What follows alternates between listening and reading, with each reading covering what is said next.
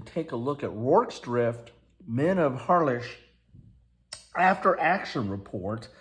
After I got done with the play of this, this is from DVG Games, which was kind enough to send this to me, so thank you. And part of the Heroic Stand series from DVG Games, which is a new series that is solitaire, although can be played cooperatively, but it really is a solitaire game, and it's really more of a card game. And I'll put a link to my unboxing video in the description, but here is how I ended up on this gameplay of Rorke's Drift. And I'll put links to the Heroic Stand series so you can see some of my other after-action reports. I played the other games in the series, which includes Thematic and Alamo, and this is Rorke's Drift. I ended up losing this. I got to the end where I could not fall back anymore, and although I had reduced the Zulu draw deck, you have to eliminate all the cards that are on the board, or at least the warrior cards. I think like if they have some like action cards like burning buildings or something, you can have those on here, but you got to get rid of all these warrior cards. And these cards here were, yeah, they're warriors as well. They were face down. So I ended up losing because I limited the draw deck, but I had no more British fire rounds or attack cards to play. I had just modifier cards in my hand. And if you run into a situation where you cannot play an attack card, which I can't, then you lose the game. So, and I came pretty close too, because the relief was coming just 2 more boxes away, and that would have ended the game with a win.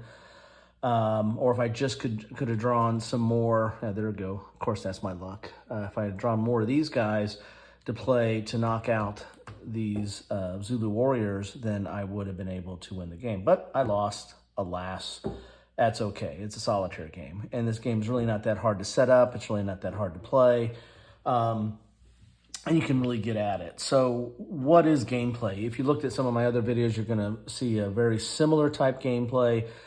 All the games have, in the Heroic Stand series, have a similar core. This one has a little bit different victory conditions, and I'll go into that a little bit here.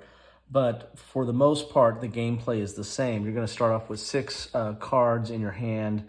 On the British side, there's going to be 4 areas where the Zulus can attack, and you're basically defending those areas. There'll be a card face down, which you know what its value is, and there'll be a card face up that you know its value, and a card face down that if you win this battle, you flip this one up, and then if you keep the same attack total that you established for that attack, and if you win that, then you eliminate both. And that's how you get cards out of the game, is by trying to win 2 battles at a time. Lets you go through the Zulu draw deck a lot quicker. So you're going to take your value of your card, and depending on what scenario you play, you might roll a die and add that value. You can also add ammo to it for a +1. You can add as many of those as you want, but they are limited. Or you can roll, you can add these volley fire cards, which allow you to roll yet a second die. The problem is these are limited as well. You only get 5 of these. So once these are gone, you're left with just whatever you roll on, rolls you have as part of your stage of difficulty, any modifier cards, and the cards that you play for your attack. So it's really a management of your resources to stave off the different attacks. As I said, there's 4 different areas. And there's a couple of ways to play. You can pick a difficulty level. I picked difficulty level 1. Yeah, I'm a wuss and I lost, right? So, but in difficulty level 1, every time you fall back, and fall back is just, you're going to be able to draw a card. Drawing cards is a scarce resource in this game for the British. You start off with 6, but when you play a card, you don't automatically draw back up. The only time you draw back up is when you fall back, and then this advances. Or if you if you defeat a Zulu card that has, say, you can that has one of these British soldiers on it. Then you get to draw every time you defeat one of those cards. You get to draw a card. So you're not getting cards every turn, and that was one of my issues. I ended up having to fall back because I didn't have good attack cards to bring to the battle. That's about the other way that so you can do different difficulty levels. Level 1 is the easiest because every turn you're going to get to roll a die. So you're going to have your combat value, you're going to have a die. That's awesome. If you choose a harder difficulty level, you're not necessarily rolling a die on every turn. It limits the number of turns that you get to roll a die. Like level 7, you get no, right? That's pretty tough. So most of the other games have 6 levels. This has 7 levels. So that's a little bit different. I don't know if I went the right direction. Maybe I should have went this direction. I don't know. Anyway, the other way you can set up the game is you can set it up through random play with these cards here, and then you don't know the random locations, and you don't know what you're going. This is in the open. This is form a line, no cover. There's different things that these do. Here, you get a roll a die at that location. So this is a little bit different. This is a little bit different setup than even the random locations that are in the other games. This has a little bit more flavor and context of the game itself, and so that's a little bit different. So there's different ways you can set up this game and different difficulties. Although the core mechanics play the same, there are different ways to kind of throw some spice into the game. The one area that the other two games, Thermopylae and Alamo, kind of play the same in that you have to eliminate all the warrior cards or attack cards from the board. But there's usually in Thermopylae, there's the goat path that if it gets to the end, you lose automatically. And in the Alamo, it's that Santa Ana gets his final attack all geared up, and there's a time track. If that gets to the end, you lose.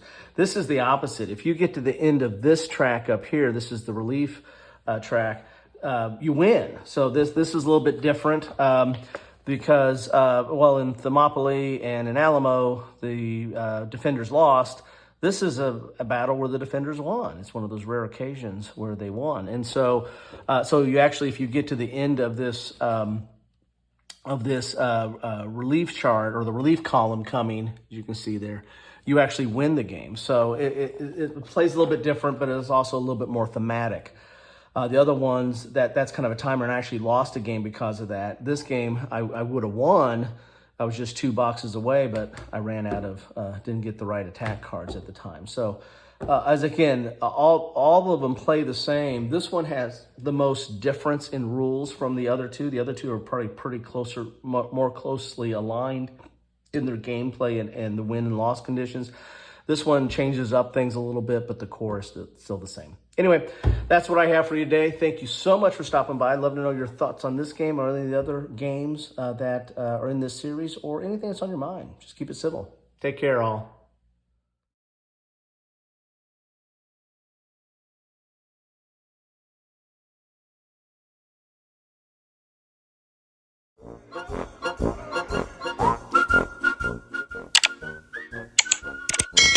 Thanks for watching.